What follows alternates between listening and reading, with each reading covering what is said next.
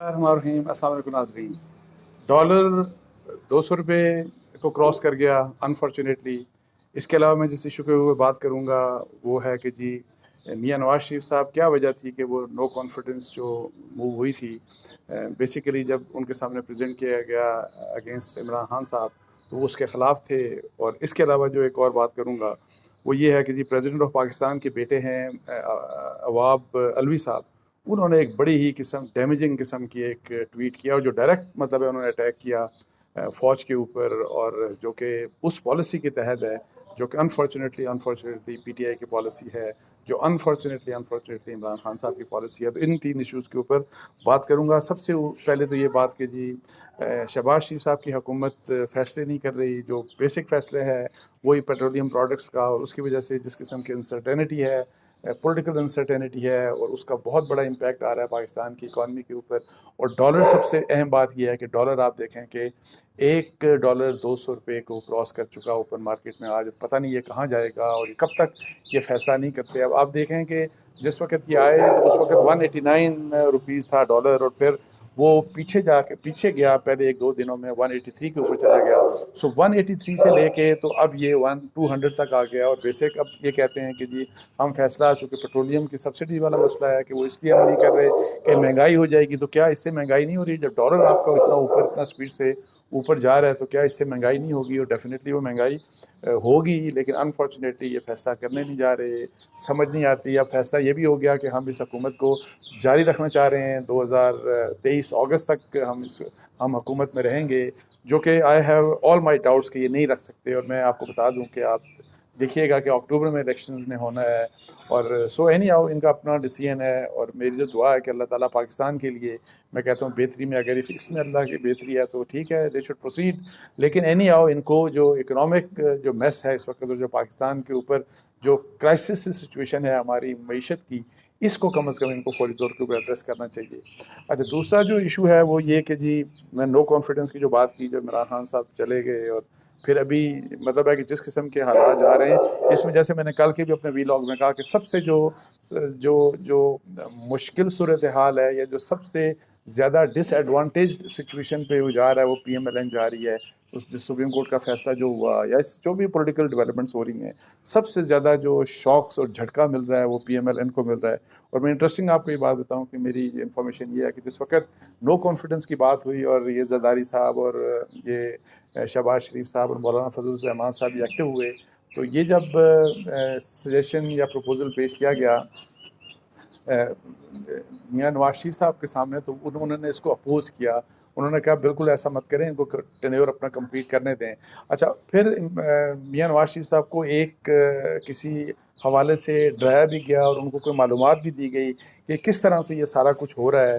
तो उस मालूमात की बुनियाद के ऊपर, उस जो मालूमात उनको दी गई, उसको भी वैसे उन्होंने कहा कि मैं इस चीज़ से एग्री नहीं करता कि आप इस तरीके से मतलब है कि ये नो कॉन्फिडेंस की तरफ जाएं। वो भी अभी मैं ज़ाहिर है मुनासिब नहीं कि मैं बहुत खुल के बात करूं आपसे, लेकिन एनी हाउ ये बात वहाँ पे थी कि वो इस चीज़ से एग्री नहीं कर रहे थे। लेकिन उनको ये डराया गया कि अगर ये आपने ऐसा ना किया तो आप सुन लीजिए कि इमरान खान साहब का पूरा उनकी ये प्लानिंग है कि उन्होंने जनरल फैज़ साहब को आर्मी चीफ बनाना है और क्रश कर देना है उन्होंने अपोजिशन को, और ख़ास तौर के ऊपर PMLN को।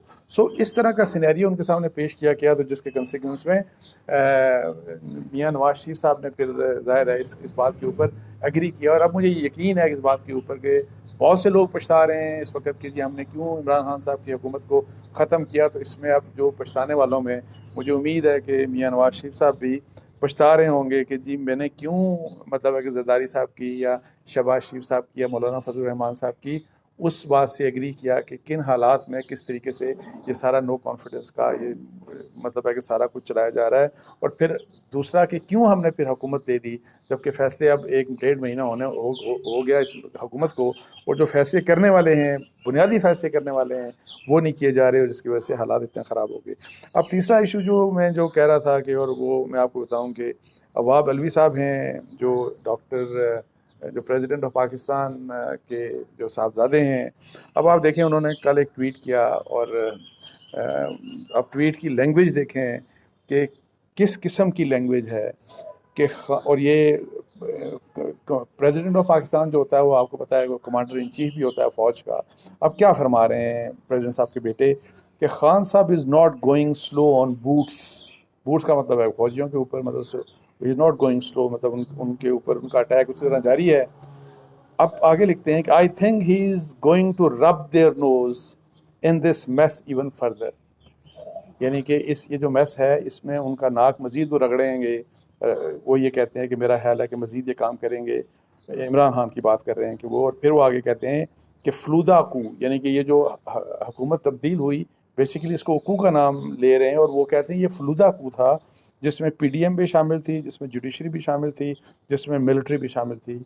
यानी उन्होंने कहा कि फलूदा कू ऑन पाकिस्तान, और इसमें ये तीनों ये शामिल थे, और नीचे उन्होंने लिख दिया वो वाला इम्पोर्टेड हुकूमत नामंजूर। मुझे वैसे मैं आपको बताऊं कि बड़ी ये वैसे इर्रिस्पॉन्सिबल ये चीज़ है, मतलब है कि मैं पीटीआई के, मैं कई दफ़ा आपको बताया इमरान खान साहब को भी मैं थ्रू वीलॉग भी कह चुका हूँ, और उनको मैंने पहले मैसेज भी करता रहा हूँ कि खुदारा इस सेंसिटिविटी को समझें कि अगर आपके फॉलोअर्स इस तरह से अटैक करेंगे पाकिस्तान की फ़ौज के ऊपर तो इसके बड़े सीरियस रिपरकशंस हैं। इसके आप अपनी फ़ौज को इस तरह डैमेज नहीं कर सकते।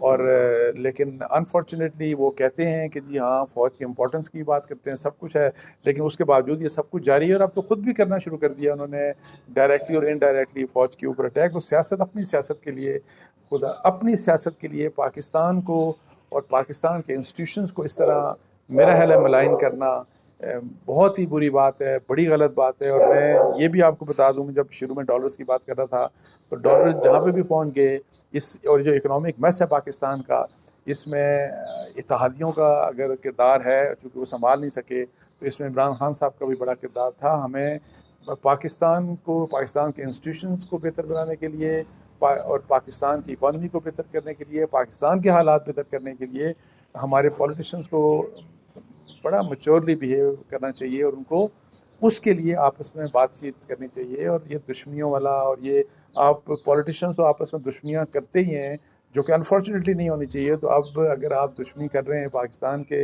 इदारों से, और फिर उस इदारे के साथ जो कि पाकिस्तान की यूनिटी के लिए वाइटल है, जो पाकिस्तान की डिफेंस और सिक्योरिटी के लिए वाइटल है, तो ये बड़ी अनफॉर्चुनेट बात है। तो अल्लाह करे कि कोई समझ आ जाए, और अल्लाह करे कि कोई इनको समझा दे।